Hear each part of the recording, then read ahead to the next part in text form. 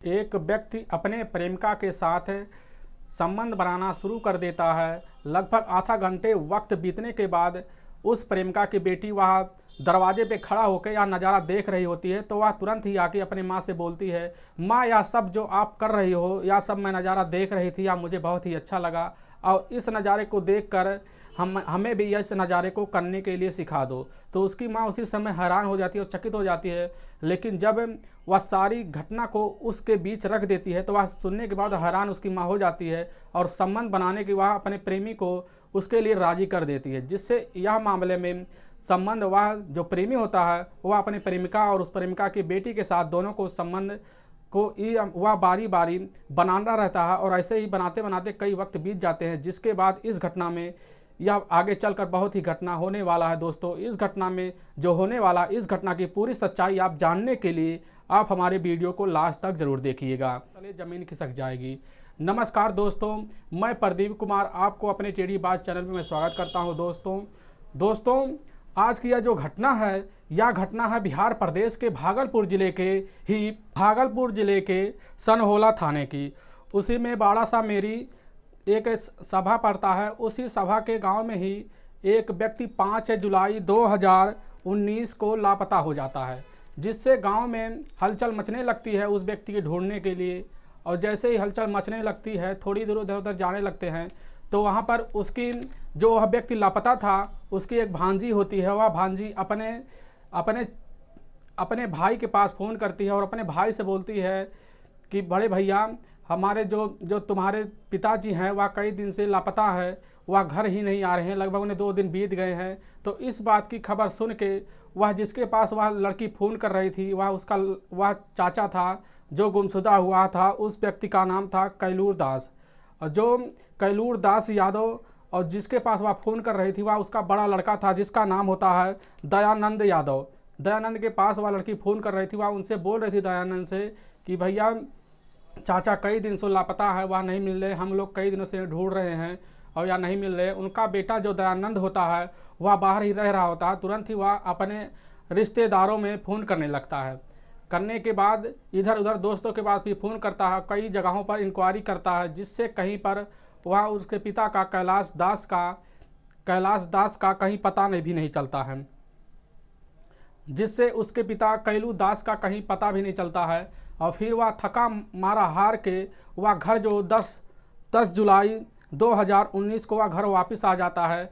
और आने के बाद उसके घर में एकदम सन्नाटा सा माहौल हुआ था और गांव में पूरी तरह से इस बात की चर्चा फैली हुई थी कि इसके पिता कैलूर दास वह आज कई दिनों से गायब है, ना किसी को पता है, ना कोई इस घर में ज़्यादातर ढूंढने की कोशिश भी नहीं करता, क्योंकि जो उस घर में रहने वाले सदस्य से कैलूर दास की उसकी पत्नी थी, जिसका नाम सरिता यादव था, और उसकी एक छोटी बेटी थी जिसका नाम था जूली यादव, और उसका एक छोटा बेटा भी था। वह अपने बेटे के साथ वह अपने घर में ही रहा कर, जिसमें वह घर में 4 सदस्य थे। जो बड़ा बेटा दयानंद था वह बाहर से ही आया था, तो उसके घर में पूरा 4 ही परिवार थे। तो ढूंढने वाला उसके घर में जो सबसे छोटा भाई वो कुछ नहीं जानता था, बस उसकी उसी समय घर में माँ और बेटी थी। वह घर में अपने ही घर में वह किराने की दुकान किया करती हैं, और उसके जो पिता होते हैं वह घर में ही होटल खोल लेते हैं, जिसमें सब लोग मिल के घर में होटल भी चलाते थे और दुकान भी चलाते थे। तो उनका एक छोटा सा परिवार था। तो इसी बीच जब उनका बेटा आता है तो लोगों से भी पूछा जाता है कि हमारे पिताजी कब गए, तो कुछ लोग बताते हैं 5 जुलाई को हुई, वह तब से नापता है, ना किसी को बता के गए हैं, ना किसी को इसके बारे में पता है। तो तुरंत ही पुलिस के पास वह धीरे धीरे ढूंढते लगभग जब 2 दिन का वक्त बीत जाता है 11 जुलाई का, तो 11 जुलाई से 12 जुलाई को वह तुरंत ही वह पुलिस थाने में, सनहोला पुलिस थाने में जाते हैं। वहाँ पर गुमशुदा की रिपोर्ट दर्ज करवाते हैं, जिससे मौके पर ही पुलिस उनसे पूछने लगती है। तो वह बताते हैं कि हमारे पिताजी, हम तो बाहर रहते थे, हमारे इस बात की पूरी जानकारी हमारे मम्मी को होगा। तो उसी समय वह अपने जो उसकी दयानंद की माता होती हैं उनको तुरंत सविता यादव को वहाँ पर थाने में बुलाया जाता है और उनसे पूछताछ करना पुलिस शुरू कर देती है। तो आप बताती हैं कि 4 जुलाई को शाम को अच्छे खासे से खा पी कर वह घर में लेटे हुए थे, लेकिन जब सुबह हम लोग उठे तो वहाँ चारपाई पर हमारी बेटी उसी समय पापा को अपने जगाने के लिए गई, तो वहाँ पर उनको नहीं पाई। तुरंत ही वह चिल्लाने लगी, पापा कहाँ गए। तो हम लोग उनको ढूंढने के लिए तो बाहर जाने लगे। जब 5 से 6 घंटा बीत गया तो वहाँ आस पड़ोस के गांव में भी इस चीज़ का हल्ला होने लगा, किसी को भनक भी नहीं लगा। तो पुलिस इस मामले की जानकारी ले ही रही थी, तैसे पता चलता है कि गांव में किसी व्यक्ति ने उसी घर में कैलू दास के घर में ही जो बहुत बदबू आने की, गंध की स्माइल आ रही थी, जिससे गांव वाले उसी समय महसूस हो रहा था। तुरंत ही गांव वाले हल्ला हो जाता है तो मौके पर वहां पर पुलिस की टीम पहुंचती है और डॉग स्क्वाड की टीम पहुंचती है पूरी जांच के साथ। वहां पर जब पुलिस देखती है तो वहां पर आंगन जो होता है, आंगन में नए नए ईंट बिछे हुए होते हैं और ईंट बिछे होने के वजह से वहां पर पुलिस को थोड़ा बहुत शक हो जाता है, ज़रूर इसके अंदर कुछ नया हुआ है। तो इसीलिए वहां पर पुलिस, जब डॉग वहां पर कुछ खड़े होते हैं और गंद की स्माइल ले रहे होते हैं तो मौके पर ही पुलिस को शक हो जाता है। तुरंत ही वहां की मिट्टी हटा दी जाती है और ईंट को उखाड़ा जाता है। उखाड़ने के बाद वहां पर ताज़ा लाश गड़ी हुई मिलती है, जिससे उसी चीज़ की बदबू आ रही। तुरंत पुलिस ही उस लाश को उठा के पोस्टमार्टम के लिए भेज देती है और सविता यादव और उसके बेटी को तुरंत थाने में ले जाकर उससे पूछताछ करना शुरू कर देती है, जिससे मौके पर ही सविता यादव या कहने पर मजबूर हो जाती है या हमारे अलावा कोई नहीं कर सकता या हमने ही किया। तुरंत वह सारी सच्चाई जब पुलिस के सामने लाने लगती है तो इस सच्चाई को सुनने के बाद लोगों को पैरे तले विश्वास ज़मीन से हट जाती है। दोस्तों, वह बताना शुरू कर देती है कि जब हम अपने पति के साथ इस घर में होटल के कारोबार किया करते थे और दुकान भी चलाया करते थे, हमारे पति जब बाहर चले जाते थे, दुकान पे हम अकेले होते थे, तो गांव का एक आदमी दिनेश नाम का एक व्यक्ति आता है, वह हमारे दुकान पे लेने के लिए सामान आता था, तो वह खाना भी खाने लगता था, जिससे मौके पर हम लोग वहाँ पर बैठे हुए होते हैं और अचानक ही वह हमसे बातें करने लगता है। कुछ वक्त गुजरता है, कुछ वक्त टाइम बीत जाने के बाद 4 से 5 दिन बीत जाने के बाद वह हमारे साथ उठने बैठने लगता है, जिससे हमें वह कहने लगता है कि हम तुमसे बहुत ही ज़्यादा प्यार करते हैं और हम तुमसे शादी भी करना चाहते हैं। तो इसी बात की वह जब सविता कह देती है कि हमारे 3 बच्चे हैं और हमारा जो पति हमारे साथ ही अच्छे से रहता है, लेकिन वह मानने वाला दिनेश नहीं होता है, वह उस औरत को ज़्यादा ही प्रपोज करने लगता है, जिससे सविता यादव उसी समय उस आदमी के साथ रहने के लिए राज़ी हो जाती है और वह उसके साथ रिलेशन में आ जाती है। जब कुछ समय उनके बीच संबंध बनने लगते हैं, शारीरिक संबंध, वह उनके पति के कैलू दास के ना रहने पर वह पीछे से संबंध बनाया किया करते थे। धीरे धीरे वक्त गुजर रहा होता है, वह उनके बीच यह चलता रहता है।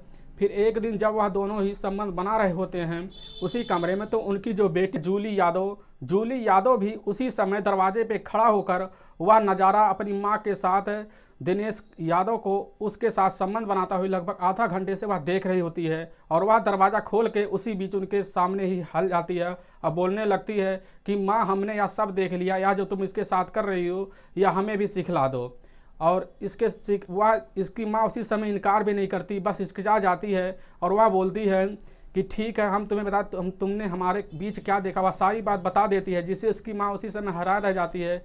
और जूली यादव बोल देती है कि अगर हमारे साथ या नहीं करेगा, संबंध नहीं बनाएगा, तो इस बात का हम अपने बड़े भैया जो दयानंद होते हैं और अपने पापा से कैलूस दास से वह बोल देंगे।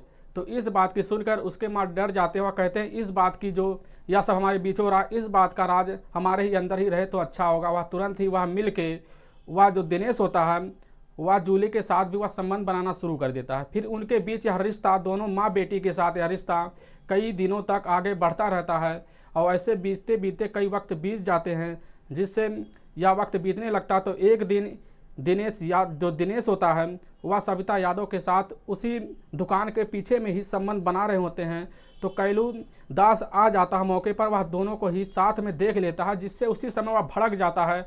भड़कने के बाद वह सविता यादव को जोर जोर से धमकाने लगता है, बोलता है तो हमारे रिश्ते को शर्मसार कर रहे हो, तुम्हारे इस रिश्ते को दुनिया क्या कहेगी, और उसको भरी बुरा सुनाने लगता है, जिससे सविता यादव बहुत दुखी हो जाती है। फिर वह उसको कस्में दिलाने लगते हैं, जिससे वह मान भी जाती है। ऐसा वह चलता है कैलू दास। फिर एक दिन और वक्त बिगड़ने लगता है, तो वह देखता है जो उसकी बीबी के साथ संबंध बना रहा होता है, वह एक दिन वह उसके बेटी के साथ भी, जूली यादव के साथ भी वह संबंध बनाते हुए देख लेता है। वह जोर जोर से भड़क जाता है, पहले उसकी माँ को, सविता यादव को भी बहुत धमकाता है, फिर उसकी बेटी को भी धमकाता है। दोनों को धमकाने के बाद दोनों ही मान जाते हैं, लेकिन कुछ वक्त बीतने बाद जब इन तीनों के बीच मामला बिगड़ने लगता है, तो यह तीनों बैठकर सविता यादव और जूली और वह दिनेश था, दोनों साथ में बैठकर फैसला लेते हैं इन हमारे बीच ये संबंध है यह बरकरार रखने के कैलू दास को रास्ते से हटाना ही पड़ेगा।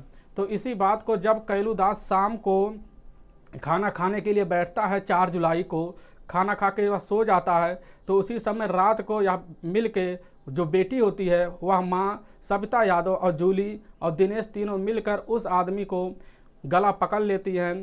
कैलू दास का गला पकड़ने के बाद सविता जब पकड़ लेती है, बेटी पैर पकड़ लेती है, वह तुरंत ही उसके सर पर दिनेश वार पे वार किया जाता है, जिससे उसी समय कैलू दास की मृत्यु हो जाती है। और वहाँ पर उस लाश को छिपाने के लिए उस आंगन में नई नई मिट्टी थी, वह मिट्टी जो है वह खोद के उसी समय उसको दफना देते हैं। और ईंट भी वहाँ गड़ा होता है, गड़ा ईंट साइड में रखा होता है। तो अपने छोटे बेटे जो था उसको कुछ भी भनक नहीं होता, इस बारे में ना कुछ पता होता है। अपने छोटे बेटे साथ मिलकर वह दोनों माँ और बेटी, वह छोटा बेटा पूरे आंगन में ईंट बैठा देते हैं, जिससे इस बात की जब खबर गुमशुदा के पूरे गांव वालों को लगती है तो वहां पर जोर जोर से दंगा होना शुरू हो जाता है। उस माँ बेटी को लोग मारने के लिए दौड़ने लगते हैं, जिससे मौके पर पुलिस उन तीनों को अरेस्ट कर लेती है, उनको जेल में डाल देती है। लेकिन उन्हें इस बात का भनक नहीं होता है कि यह मिट्टी जो हम कर रहे हैं या आगे चलकर हमारे लिए भी छुपने वाला राज नहीं होता, क्योंकि ज़िंदगी में कोई भी घटना कभी छिपता रहे। दोस्तों, आप इस घटना के बारे में क्या कहेंगे? इनको सज़ा तो जेल में ही डाल दिया गया है, पुलिस ने डाल दिया है, लेकिन इस रिश्तों को दुनिया थोपने पर मजबूर हो गई, क्योंकि ऐसे रिश्ते शर्मसार, माँ और बेटी का अपने ही बीच का रिश्तों को शर्मसार कर दिया है। दोस्तों, आप इस घटना के बारे में जो भी कहना चाहेंगे हमारे कमेंट बॉक्स में ज़रूर कहें, और इस घटना से क्या सीख मिली, जो भी सीख मिली हमारे कमेंट बॉक्स में जाके कमेंट जरूर कर दें। दोस्तों, अगर आपको वीडियो हमारा पसंद आ रहा है तो हमारे इस वीडियो को ज़्यादा से ज़्यादा शेयर कर दें। दोस्तों, इस घटना का मकसद हमें आपको ठेस पहुंचाना नहीं है, बस आपको हम सावधान और सतर्क करना चाहते हैं, इसलिए जहां भी रहे आप सावधान और सतर्क रहें। दोस्तों, फिर मिलेंगे नेक्स्ट वीडियो लेके, तब तक के लिए राम राम, जय हिंद।